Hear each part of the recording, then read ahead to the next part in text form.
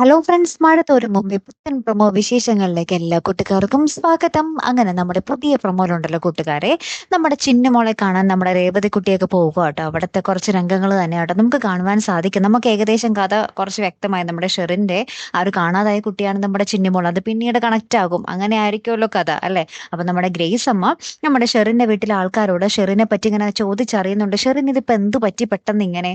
നേരത്തെ കുഴപ്പമൊന്നും ഉണ്ടായിരുന്നില്ലല്ലോ. ഷെറിന്റെ വിവാഹം കഴിഞ്ഞതാണോ?